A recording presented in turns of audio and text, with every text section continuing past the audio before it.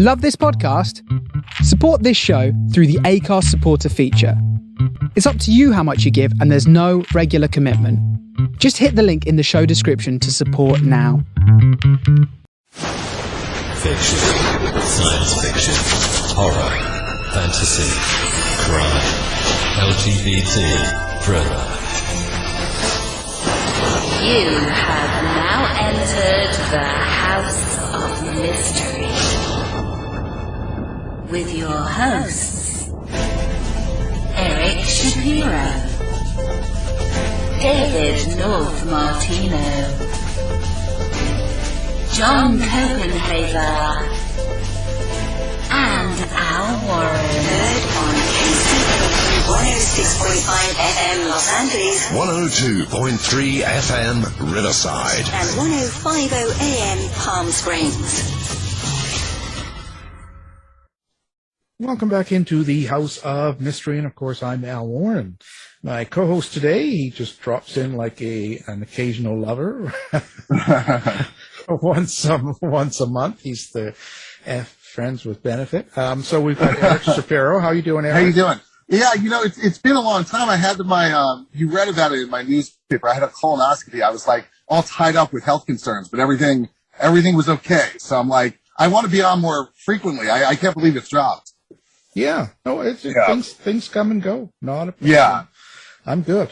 I'm always it's always good to have you on. And now, thank you. Yeah. Now today we have kind of a special guest, someone that you brought on. Of course, you do that quite often. Our guest is Brittany King, and she's a Black activist and journalist, as she calls it. So thank you for being here, Brittany. Hello, thank you for having me. Well, Brittany, how did you get into what you do now, like your podcast and your website and everything else? Where did it all start for you? Well, I've had a podcast actually when I went to NYU for grad school. I pitched an idea to them that I wanted to have a platform where I discussed issues in culture and society, mostly focused on race. And I wanted to come in a heterodox point of view, but at that point, I didn't call it heterodox. I just said like the gray area, nuance area. And so that's how that launched in 2018. And then 2020 is when I relaunched it on YouTube after my piece, Black Free Thought, that's in Tablet magazine right now. It kind of went viral on Twitter after it was published, and then people were curious about my ideas, and I was actually going to launch my YouTube anyways that month, and then that just kind of built a fan base for it, and it's grown since. So, yeah. Oh, tell us about that Tablet article and like what the content was and what got people going on Twitter. Well, it's funny that you say Black activist. I would say I consider myself a Black activist in a more unconventional sense. Mm-hmm. I think I'm a critical thought activist. I just play on words, but I'm an activist for my Black community to amplify the fact that we are not a monolith. And I know that's a narrative that's pushed in culture right now, that we're not a monolith and we have diverse voices. But I do see that if you do not hold certain mainstream ideas, then you are cast out of what we would call Black. And so I champion all different Black voices, ideas, people, writers, philosophers, etc. And that's what the Free Black Thought piece is about. It's about me kind of evolving as a person, as a writer and a journalist, and realizing that I have had blind spots in my life where I have an example in there where I call Coleman Hughes a racial epithet after watching him debate against reparations against Ta-Nehisi Coates. And at the time, Ta-Nehisi Coates, he was my professor at NYU. And I remember watching that at NYU and thinking that Coleman more so was betraying the Black race. But then when I looked back at that reaction, and then I was going on my own journey with journalism and studying criticism, I realized that I frankly was just wrong. And long story short, I reached out to Coleman maybe I don't know, a year later with this piece, he read it and he said he was in awe because he's like, you haven't like completely changed what you believe, but you are championing and amplifying the fact that I can believe what I want to believe. And so we have our own rapport now. And yeah, so that's also what helped my piece go viral. Oh, got it. Okay, so Coates was your professor, and I remember reading that. And I can't not ask you this, because where I found you was interviewing Africa Brooke. That's the first time I saw your show. So, and then you guys both said you liked Jordan Peterson. So Coates, I think it was Coates who, in a comic book, portrayed Peterson as something of a villain. Is that accurate? Like, or there was some version of him with 10 rules for life. Is that, I'm remembering that correctly, right? That is what people have perceived that as, yes. And so I'm just curious to hear your thoughts on that. Maybe I'm getting that wrong. Maybe he wasn't villainized. But what are you? I think that's what perhaps probably was the case. I mean, no one's. It hasn't been explicitly said by Coates, so I don't want to say it for him because he hasn't said it. But I was actually on Brett Weinstein this year, and we laughed about it, but like 3 weeks before that whole thing went out, I was on Brett Weinstein and I talked about how I do like Ta-Nehisi Coates, how I do like Jordan Peterson. And I used those two men to illustrate a point on how I, my Rolodex of thinkers, so to speak, and I take in. And then literally this thing happened, and that portion of that conversation like has over 500,000 views because I just talked about these two men. And then so Coates' book is Between the World and Me. That's the one that caught fire about like 5 years ago, because I read it and I thought it was a masterpiece. And I also love Peterson, so I'm with you. And I wouldn't even say they're diametrically opposed on many important things. I mean, of course they're very distinct, but so that's fascinating.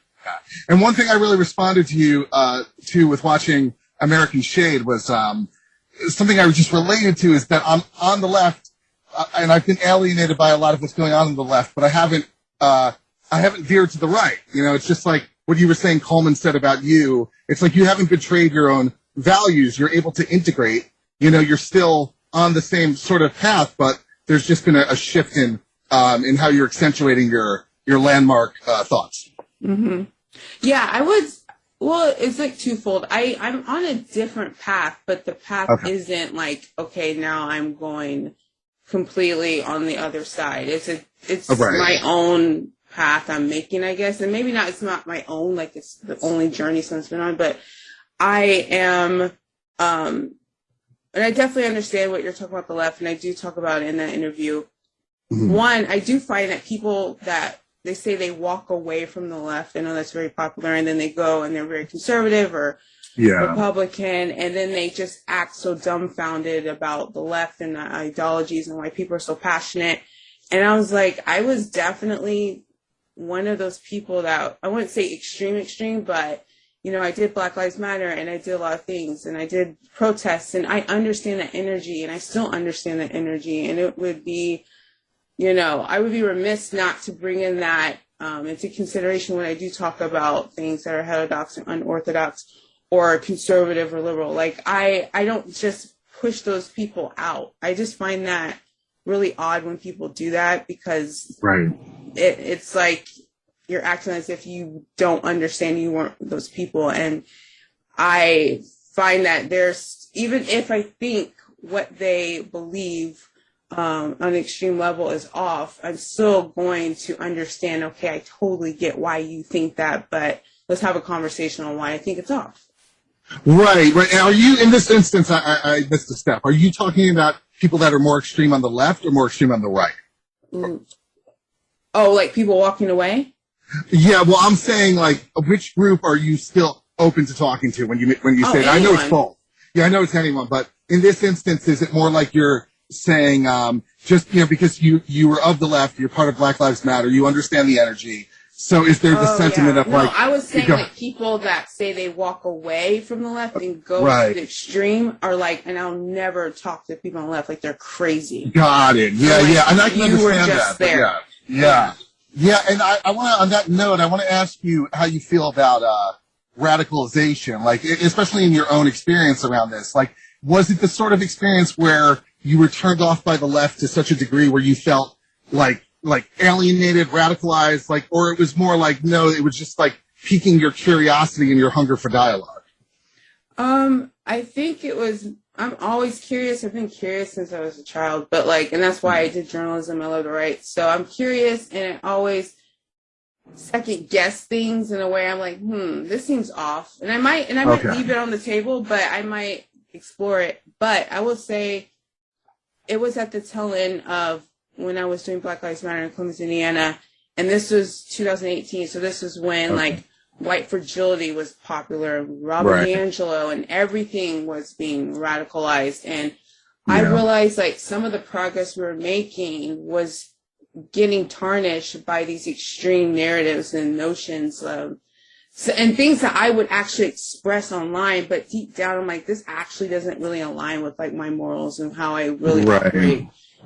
For example, like, and I said this, I think with Afrobrook, I said, one thing that I would say that I was like, I think this is kind of off. I would be like, white people, white silence is violence. But then when white people would come into spaces where we would have conversations about race relations, racial reconciliation, etc., then it was like this command for them to be quiet. And then I was thinking, isn't this like one contradiction? Like, be loud at the protest when we really need to talk and converse about things that can help on a fundamental level. Like, don't say anything. And I was just thinking, like, this actually backfires on us, on everyone. Oh, tremendously, yeah. I think it's, frankly, and I want your opinion on this, like, I think it very much cultivated the ascent of Trump. And a lot of us didn't realize it. Like, I certainly didn't realize it myself in 2015 or 2016, that already our political correctness, quote unquote, was alienating enough people that it actually made him possible. And then it wasn't until I started wondering why people would actually vote for that I started realizing, like, oh, I've been in a bubble. Like, it really, like, this really bothers them. So I'm wondering if you feel that the left's propensity to make people walk away contributes to the energy on the right. Yeah, 100%, because that's the narrative of everyone that walks away. They realize that even they couldn't hold up to the standards that they were trying to hold up to everyone else. It was like a full-time job of them going in every room and making sure I got to detect if there's something racial going on or sexist or misogynist. And they realize that they fail every day. But then with that failure every day, they try to, override that by pointing out other people's flaws and canceling this person and doing this and shouting people down because they know deep down they're not holding up their end of that script, so to speak. Right. Yeah, that's a really interesting take. Like, and I agree with what you're saying. I also, like, I'm not saying this thought is contrary to what you just said, but what I tend to focus on, and it really scares me, is that they are in a bubble so much of the time. And I do find that's part of why I admire what you do so much in terms of seeking dialogue with all people on all sides, because I feel like when it comes to zealots on the far left, it is so hard to talk to them. Like, I find a lot of the time, like, the conversation just goes nowhere because the ideology will eat you. Like you said, like, white people, white silence is violence, but if you open your mouth, you're going to get in trouble. So eventually you're going to end up in one of those cul-de-sacs. I would agree with that, but I would just say, because, I still have a lot of friends that I wouldn't call extremists, but they're definitely liberal progressives. And we have conversations, and I just know how to go about the conversation. I think sometimes people go about the conversation on how they want it to go, but sometimes you just have to meet someone where they are. If you already know that they're going to utilize these phrases that you're this, you're that, like if you say one wrong word, then just refrain from using those words. Even if you've ever had to use those words as phrases or say it in this way, reframe it and refashion it, and really come in with still manning their position. So they see that you really want to listen and understand. You're not trying to bait them and change their point. Right. Because then in terms on the baiting side of things, it can turn into trolling if you're pursuing the conversation in a way that's sort of like playing against their sensitivities. So it's delicate, yeah. And I understand that. I want to ask you about Chappelle also, because I saw you had a roundtable about it. And I at this moment, I'm deactivated from Facebook. Like, I'm on and off of Facebook where when I'm on, I'll talk to anyone. But I have a private Instagram where I talk to just people I actually know in real life. And a lot of them are queer. And I'm kind of queer adjacent. And I am not about to openly air my thoughts about Chappelle, even in that private little space with my actual friends who love me, because it's so delicate. And, but yes, I want to find out what happened, because I didn't watch your roundtable yet. I want to find out what that discussion brought about. And I also want to hear your thoughts about his reaction to what's going on and how he handles it, with his comedy. So the roundtable was basically Twitter. No, I'm kidding. Yeah. It was really good. I think I expressed this to them, or maybe I expressed this to one of them afterwards, but like, I always come prepared with like a huge script on what I want to say, or like how I feel like the dialogue maybe should go or could go. And I kind of just threw it away because everyone had their questions and the conversation was really going in a direction that I felt it needed to go. I think it was very passionate. There was people on there that lauded the closer and Dave, and there's people on there that actually did like Dave until they saw the closer, or until Sticks and Stones, maybe they stopped engaging with it. But overall, I think that it was a reflection of how society is really reacting to these polarizing topics. So I thought it was really good. Yeah, it's funny. You're the first person I've heard say that, and that was something I thought too. Like, it was so funny you said your roundtable was like a micro Twitter, because I felt like Chappelle was like encapsulating the culture war. Like, he was like sort of emulating like a Twitter. Like, it's like, this is the mess we're in, and he's up there embodying it. And it's meta in that way. And there were definitely things, like, I'm Jewish. I did not like his Jewish jokes, but that doesn't mean I think nobody should be able to watch it. And also, I also laughed at that. Like, I thought it was really funny. I thought it was really annoying, but what are you going to do? I mean, he's a clown. So, yeah. What was interesting too, going back, because I'm so interested in the topic of radicalization. I also felt, watching him up there, I was witnessing somebody who had been radicalized. Like, his basic message was, I'm not gonna love you or respect you or engage with you in the way I'm told to, because it's authoritarianism, but I can love you in this way, but I'm a flawed human. So what are you gonna do? So, for me, I love Dave Chappelle. And I have been a fan of his, hardcore fan, I'd say for 10 years. But I've been watching him like half my life. But I think that it took time for me to really understand his comedy. And maybe it's just because it took time, like, mature-wise, and me just having more experiences and things like that.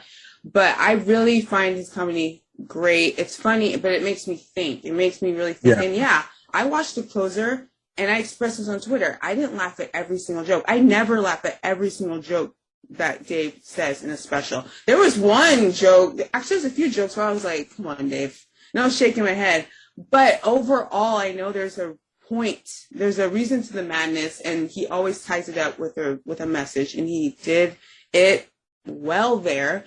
But I think that the misconception of Dave, and I expressed this to the panel yesterday, I said, I think, one, on a fundamental level, people see Dave's comedy just differently. Some people see it just surface level, one-dimensional, and what he's saying is just actually what he thinks. But if you're someone that's a fan, you know it's three-dimensional, and it's so much more in this. It's not surface level. It's not face value. And so I saw The Closer as him actually being someone that's inclusive to the trans community. And I expressed this with some of my trans friends that said they didn't like The Closer. And I said, he makes fun of every single person. He makes fun of his own community, Black people. I mean, he talks about how we're flawed in ways. And he's done this for decades. And him going after you is actually showing that he doesn't patronize you. He doesn't infantilize you. He doesn't think you're fragile. If he stayed away from you, I feel like that's transphobic. I think. Right. So I very well said. And I also, something that's interesting, because a lot of people that are quote unquote woke, and I'm not using that term for its original, inaugural definition. I just mean, like, Twitter wokeness. they're so, like you said, one-dimensional. There's a literal read on things. So something I thought of, I was like, I wonder if they were shown this and he was dressed as a clown. Like, if that would help them along. Like, or if there was a flashing sign behind him that said comedy. Because it's like, yeah, it's like, you know, there's a cultural function of a clown within society, and it's meant to be irreverent, and it's meant to slay sacred cows. So the position he's in, being one of the greatest comedians who's ever lived, is he's like, there's a sacred cow. How am I supposed to keep my hands off it? Like, that's utterly not what I'm supposed to do. So, yeah, I don't know. I think it just comes down to taste. And we had the conversation of, you know, should comedy have restrictions? How much responsibility does a comedian have? You know, should he dress up as a clown and really? And I just say comedy should have no lines, but you can have a line. You can decide what you participate in and who you like. But I always know when I watch Dave, I might get offended. I mean, I'm a Christian, and he's done jokes about Christians, and I'm like, dang, you know, that's you know, off. Or he might say something that's true that's just kind of like hits a little. So right. And I should make clear, I meant with the clown thing, I just mean like as a metaphor. Like, I wonder if it would make sense to them if they saw it that way. Like, if there was an ongoing reminder of that's the function he's serving. Yeah. Mm-hmm. What I'm curious about, okay, so I really like your podcast. I'm just curious, I want to hear you talk about it in the framing of a mission. Like what are you looking to achieve going forward? Like, what is the journey and the exploration in terms of critical thought and in terms of what you're seeking in these conversations? Well, it's funny because it's evolved into what it is now, but at first it was just me, you know, discussing certain issues, topics, and culture and society, and me doing reaction videos and me just doing commentary videos. And then I started doing interviews with people because I am a journalist, that's my background. And I'm like, okay, I'm going to do more like interviews. And then I realized like these conversations were really helpful for other people. And then I started doing roundtables, and that's something that I feel like I'm going to focus more on because I'm not at all tooting my own horn because there's people also doing this, but I'm really not afraid to have conversations about anything. I'm not afraid to platform like the conversation with Dave and having different perspectives. Like, people are like, oh, you're so brave for that. I'm like, I don't even see it as bravery. I see it as necessary. I mean, it's happening anyway. So why not facilitate something where it can be hopefully fruitful and less divisive? Not to say it won't have tension, because they always do, but they usually always walk away, I wouldn't say friends, but some have, but definitely understanding that other person's point of view more. So then that actually carries out into their real life. Do you find that you take a lot of criticism for engaging in these encounters? Okay, so people come after you on social media and so forth. Oh, like, well, I would say more so like I don't have people like trolling me on Twitter necessarily, but like just, it's always people, and you could say it's for anyone, but if people think you think a certain way and then you do a panel that might have other opinions, or you do a video that might express something, like if someone found me through one Jordan Peterson video, and then I have another video where I talk about like 5 things, writing advice that I learned from Ta-Nehisi Coates, and they're like, you like that Marxist? It's like, oh, right. One, it's just people just choose, you know, how they see you and think that's how you always have to be. And I do make people mad on both sides, because to people it's a binary. You have to choose, and I have made it explicit. I don't care, and I'm not choosing, and that's just how it is. Yeah, binary is such a useful word. It's so interesting how we're directed to reject binary thinking in certain contexts, but in other contexts it's blindly embraced. Like, yeah. Mm-hmm. Tell me about critical thinking. Like that was the big reason when I first invited you. I was like, I just want to hear your thoughts on like what constitutes critical thinking, what the accoutrements of it are, like how does one think critically, can it be taught, all that fun stuff. Yeah, with critical thinking, so when I went to grad school at NYU, my master's was focused in cultural reporting and criticism, so essentially critical thinking in a sense. And that is what gradually got me to really interrogate my own mind and how I would digest information. And I realized by the tail end of getting my master's degree, I realized, okay, you've been vetting a lot of what you believe just through your feelings, through like something that's not logical. Like, and sometimes I found myself believing something so wholeheartedly, but when asked to express it, it was very hard. And I'm like, why is that? And I realized it was just, a malfunction of not having enough critical thinking on a certain subject or thing or person to express why I believe what I believe. So critical thinking is something that I'm very passionate about, because I realized that because I've been able to apply that more forcefully with myself, it has made me see of how I've been wrong. It made me see how I was wrong with Coleman and all these other things, why I wrote the Free Black Thought piece. And it made me see all these things, which is why I relaunched AmericanShade in a different way, why I do have these conversations with other people. One, because there's no harm in listening to someone. And I find that being a proponent for critical thinking and having that be the number one goal for AmericanShade is just to get people to think and make sure, think and logically make sense of it and go through a vetting process. And that thinking requires you to wait as well. You can't be really reactionary with it. If you do that, that can actually be a deterrent for someone to be an extremist or someone to think a thing or join a group and they don't even know why. If you first critically think about the moves that you make, the things you believe, the ideas you intake, and make sure, does this actually make sense? Then maybe you won't do those things that people are doing right now on Twitter.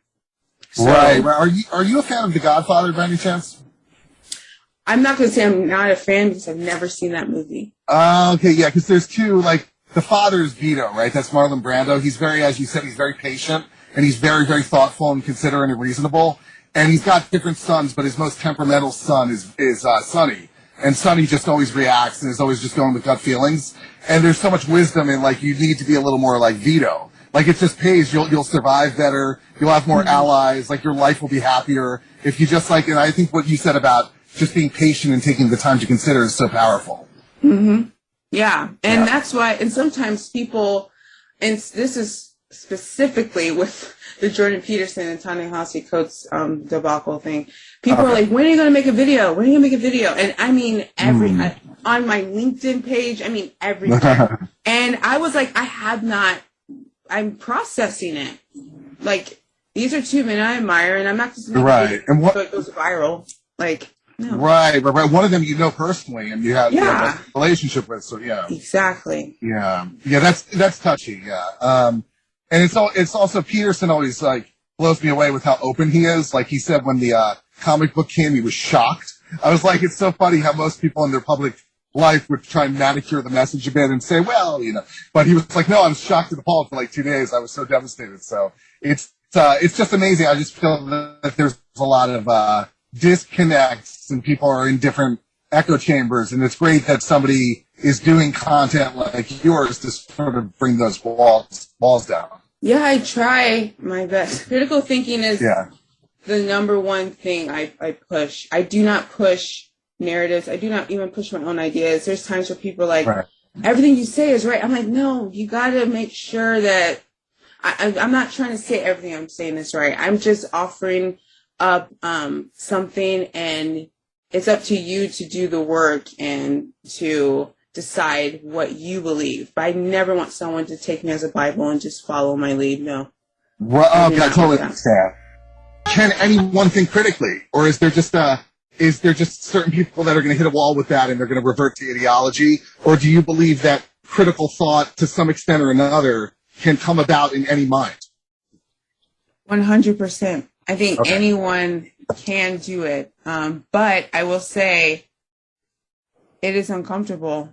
And I will say my experience, I cried a lot because I realized a lot of the things I believed, I didn't have any foundation on why I believed it. And I realized, you were really going along with this thing for years, and you knew you kind of were wobbly on it, but because you had built-in scripts or narratives around you that was really mainstream that helped you just fill in the gaps when someone would say, oh, explain this, and you would just fill it with this, verbiage or whatever. Right. So I would say 100% anyone can do it, but you have to choose. Right.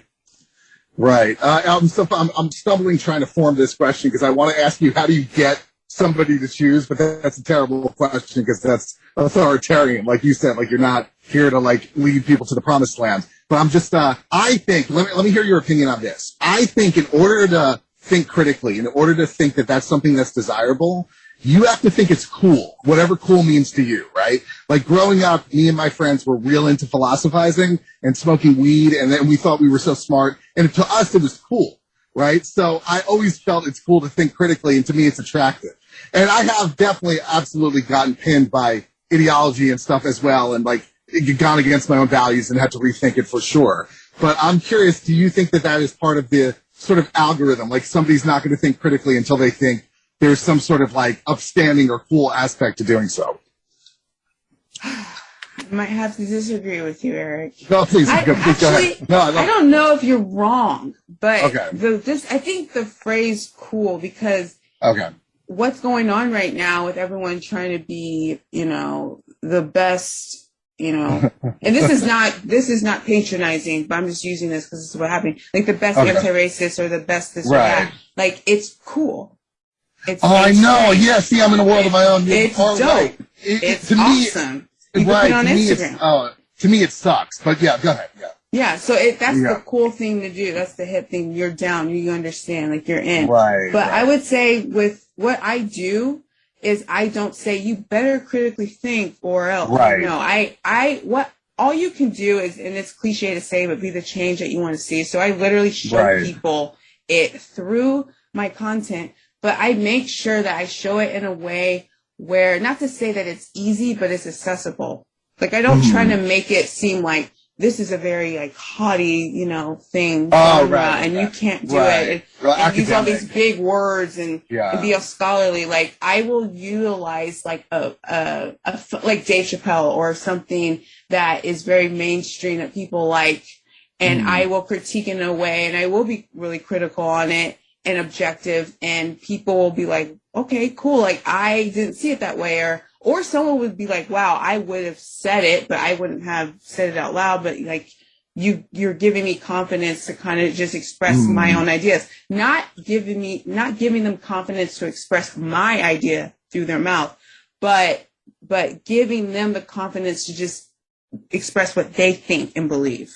Because there's so many people that are like, I don't believe hardly anything, I don't agree with much of what you say. Right. Or with a lot of what you say, or something like that. There's some things I don't disagree with, but they're like, I respect the fact that you do not have this channel for people that only will believe what you say. Like you invite all of everyone in. And so as long as people, I feel as long as they are critically thinking for themselves, that is the goal. So, right. Well said. Have you lost any friends doing this? Why is that? That's so funny. I haven't lost any friends. Let me think. No. Oh, that's good. That's good. Yeah. Because that would be the fear, right? Because it's like you were saying with coolness. No, actually, it's not true. Yeah. I would say like my good friends that's known me forever, or even friends at NYU or whatever. Like, no. I have had conversations with friends that I might have lost, so to speak. Right. But when we have our conversations and our debates, they 100% are like, okay,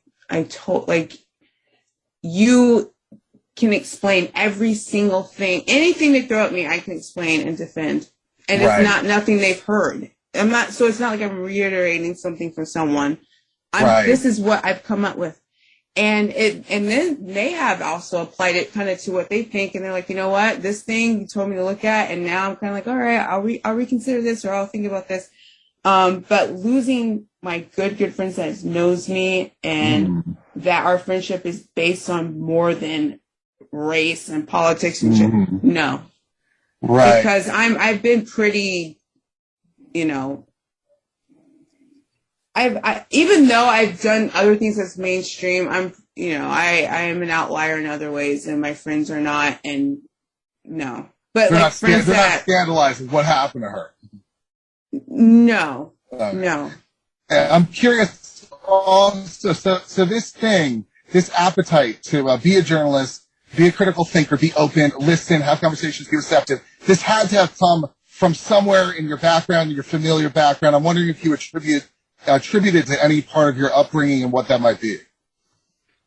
I think honestly, just getting to brass tacks, I think like the genesis of it, to be real, writing first started very young because I was I am so introverted, and there's nothing wrong with that. But I would say more shy when I was younger, and I would express myself through writing, and then that just started to become a passion, and then that's how I became a writer and stuff. But like the curiosity, and I think the work I do now, and I guess the reason why I show empathy before I show, harsh criticism on someone. Like I try to see their humanity first before I'm like, I disagree next. I'm like, no, I need to know why they believe that though, actually. Right. If they have that much passion, I gotta know. I gotta get to the bottom of that. But I think it's because, and I've expressed this, so I don't really care to say it, but I was an alcoholic for 7 years. Okay. So I think that was the foundation of it, because I felt like a lot of my humanity was stripped, or that I was just an alcoholic and that was it. Like there's no story to her. Like she's just, disregarded, whatever. And there was more to me. There was more. There was a story of why I drank. There was a story of why I was numbing myself with this substance. Like there was so much to the story. And I think when I realized how much patience God had with me, how God saw my humanity, how just that grace and that forgiveness, I apply that with people. I apply that with my moral stance in life. So there's been tons of times where someone will stumble across my YouTube channel and they might see one video and they're like, she's saying different things. I kind of agree with her, I don't. And there's one video I did about Capitol Hill, and I completely was like, this was treason, this was this is that. And I guess someone that actually followed me, that liked me, who said, I disagree with you, and I knew we didn't align everything, but I think you're mischaracterizing, Trump supporters here. I'm like, I'm not, doing that. But we ended up having a 3-day conversation about the misunderstandings, about why he's frustrated, why he wears his red hat, why he's called racist, or why. And then I talked about, with how the fact that you feel this way about a hat and people like targeting you. And then I'm like, don't you see maybe how, a black person could feel that way being targeted by their skin, something they can't take off. And he actually understood more. Not to say he was like, I'm going to vote for Biden. No, that didn't happen. But I would have never had that conversation ever. But the fact that I'm like, he's human. And if I am a Christian and I say that, I show yourself kind and, love your neighbor, I can't choose and pick who those neighbors are. I was going to ask you if you have like an edge point or a button, like if there's some form of thinking that could possibly give you pause. Like for me, for example, when I heard Amazon deleted or stopped carrying a bunch of Holocaust denial books, I was kind of like, well, you know what? I'm really against censorship, but I can't really say that bothers me. So, so I'm wondering if there's a thing like that for you where it's like, okay, this is what it might take, not to offend you, but to maybe give you pause. So, like, what's my lines with censorship or freedom of speech? Yeah, you can put it that way, or more, just on a more interpersonal level. Like, what would somebody on, who was a guest on your show have to say, or what topic would they have to go near to maybe start bringing a wall up? Oh, oh God. It's hard to say, because it's like, do you just talk with them and challenge them through it and ask them the questions and hold them up to the fire? Or do you end it all and because you just can't take it? But I would just have to go with what I think I might do, like if in the moment, if someone was coming on and start talking about perhaps, like, like pedophilia or something. Oh, yeah. Oh, my God. Yeah, good call. That thing crossed my mind. Yeah. Like sexual abuse, like that stuff, just, I can't see myself sitting through a conversation. And that's the thing. That's to say, like, maybe someone else can do it. But I don't see it unless I'm prepared and unless I'm like, okay, this is going to be so difficult, but I'm going to challenge this person beyond. Right. That is something, like, that I don't think needs to be flying. Yeah. Oh, my God. Well said. I'm like, others might be like, no, all is fair and freedom of speech and whatever.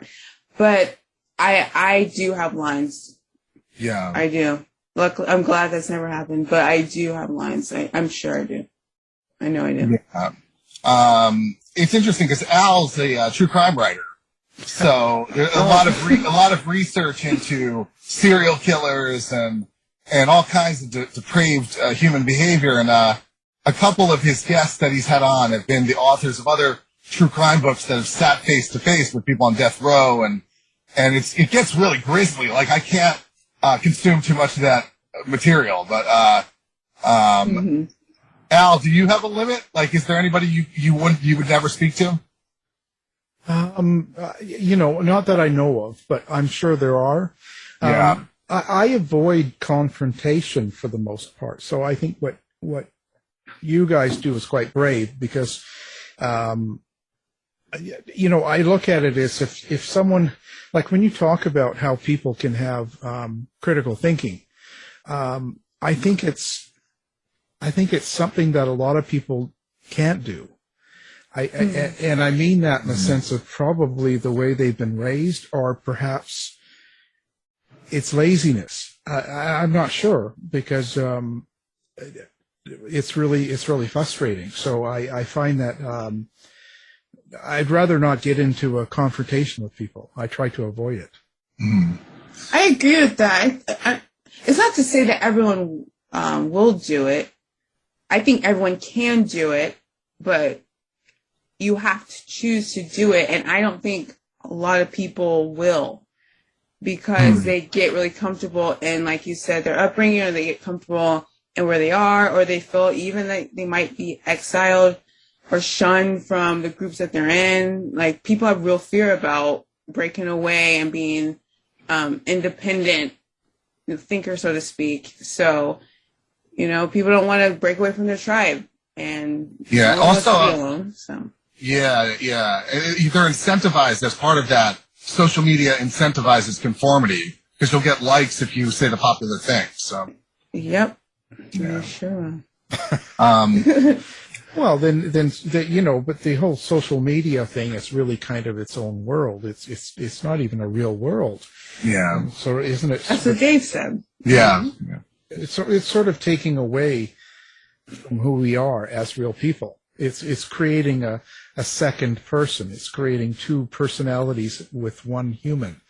And it's really tough because you don't know which one's real or which part of that personality is real unless you know them in person, which is not often the truth of it. Most of the time, most of the people online. And so, I don't know. It's like humanity, the video game. Yeah, I just wrote a piece about this. It's a Medium, and it was actually published by Digital Diplomacy, but it's called Why Millennials Are Unhappy. Or this is why millennials are unhappy. And I focus on social media, and I actually say what Alan said about there's a duality of our presence now. We live in reality, like the real world, but then we have a social online persona, which people actually pour more into that than their actual life. Right. Like, if you go home, they don't live in this lavish luxury, mansion, or even have the cars or whatever, but they're always traveling and they're always going to these amazing places and taking pictures of it. So you think they do. It's more about making people think you have a great life than actually having one. Making people think you're thriving than actually thriving. And so, yeah, I think social media plays a huge part in, and really is something that's paralyzing people from not breaking away from their so-called tribes, because not only will you get shunned, but you can get bashed online. You can get attacked online. So there's so many elements to it. Yeah, it's like putting you on the TV. I mean, in a sense, because you watch commercials and you watch television programs, and everyone seems beautiful. Like everyone's got the right clothes and the right hair, and everyone's doing the right thing. And so social media puts us in that place. Yep. You know what I mean? So now we are a part of that. We've become that whole new image we've created, and so we feel good about ourselves. We feel equal to the ones we do see on TV. Mm-hmm. But you know, I'm just a Canadian. What do I know?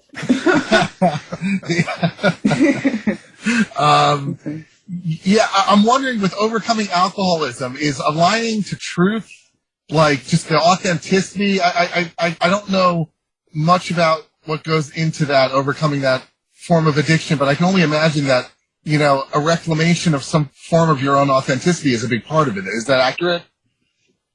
Yeah.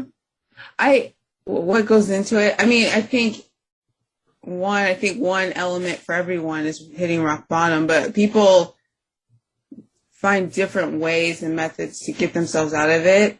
For me, I did AA. I did, I was kind of forced to do rehab, and I didn't do it because I was, over 18. But anyway, that's another story. But for me, it was God. And I know a lot of people are like, no, what really was it? For me, I know people are like, oh, that sounds very like Jesus freak or whatever. I'm like, I don't care. Like, that's what it really was. It was my faith. And also just really, and this is one reason why I really like Jordan. And I actually, discovered his work way after I was, sober. But him with his cleaning your room and like taking accountability for yourself. I mean, I did that in 2000, I think it was 14 when I stopped drinking. And I really looked at myself. I'm like, I'm a mess. I'm going to die in like a year. Like, I am pathetic. Like, I had to say the things out loud and not let the alcohol trick me out of, no, this is just what, people in their 20s do. I was like, no, this is not how I want to like end up. This is getting back. And so, yeah, I more or less was, interrogating myself then and seeing the truth of what I was, which was nothing really much at all. And once I accepted the truth, then I could do the work, and now my life completely changed. So, and more or less, that's kind of like a micro example of what I'm trying to do with people. Like, just take a little piece of that with you and just realizing your own truth, where you are, where you stand.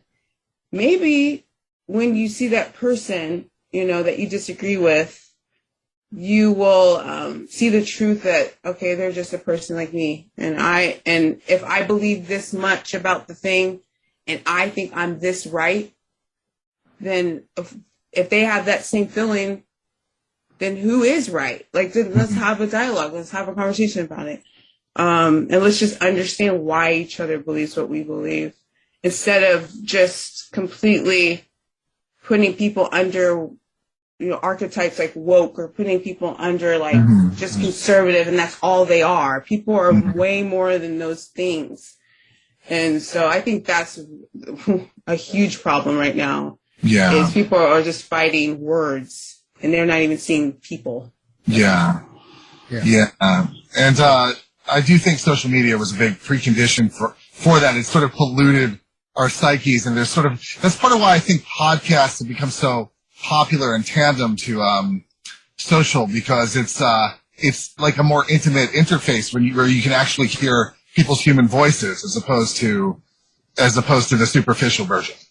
And this actually came up in the last video I did. I did a commentary video on, I don't know if you heard about it, I'm pretty sure you have, but those students that were kicked out of that at Arizona State University, the Multicultural Center, there's these white students that were kicked out because they were white, and I guess that was a situation. And then there was another situation in Williamsburg where a woman told a man to like stay out of her hood or go back to your hood, and the man was black. And you know, I approach these situations at looking at each person at their perspective of the situation, and like I guess with empathy tied to it all. Yeah. And a lot of people watched that video and said that, you know, I really was against those girls who shouted down those guys, and I was like, oh, they're this, they're racist and all that. But hearing the backstory of the fact that that girl's dad was someone that grew up in Ghana, and he, you know, fled real racial terrorism that was happening like in his young years, and he told his daughter this, and now she feels like this is the work she wants to do. And now I said, so of course, wouldn't you think this would fuel her to just any injustice she sees, she has to like combat it? And I'm not saying that she was right, but I'm just saying just understanding someone's background right before you judge them or before you cancel them or before they're this or that can help everyone in the situation. Yeah. This is my last question, are you hopeful for the future? Do you think things will cool out and we can rehumanize? Do you think we're so addicted to our devices and our video game of humanity that it's not looking so good? We're doomed. No, I'm kidding. I would say I'm optimistic, but I'm like cynical. So like I'm cynical optimist. I'm optimistic, but the cynical side sobers it to reality. And it's not gonna be perfect. I'm not striving for utopia or anything, but I will say the feedback that I get makes me believe that, okay, things can change. Then other things that I see in the world, in America specifically, I'm like, things can change. And also, I mean, I can't deny the history I come from of the impossible, the fact that I'm even here and I can do the things I say. And I say this in the Free Black Thought piece, and I'm really plugging that piece, so read it. Yeah. But I put in there, like, you know, whether it's Thomas Sowell or Ta-Nehisi Coates or Coleman Hughes or James Baldwin or all these different polarizing people, the fact is this, 400 years ago, they all would have been dead. Yeah. Because you couldn't read, you couldn't write. It was criminal. And the fact that we can do that now, that all of us are offering up something from our own point of view, needs to be taken into consideration. So just my past lets me know that we can progress, that we can change. So I wouldn't be doing this if I didn't have hope. But I'm not looking for perfection at all, ever. I love it. Yeah, and you know, when we're going to cancel you. I'm glad for this to be the place. Okay. Yeah. It's all good. Well, do you have a place you want people to come find you, or if they want to interact with you, where do you suggest? Well, you can find my platform on YouTube, AmericanShade with Brittany King. Also, that's on Spotify as well. And if you want to see, most of my social media handles is on Twitter. So my Twitter handle is @King Talissa, TALISSA. And you can find my work there too, where I write. Well, perfect. We'll have that up on our website as well. So thank you very much. Our guest has been the one and only Brittany King. And co-host today was Eric Shapiro. Thank you for being here. Thanks you so much. Thank you. Get the latest news and opinions from Eric Shapiro from the House of Mystery website in the Shapiro Report.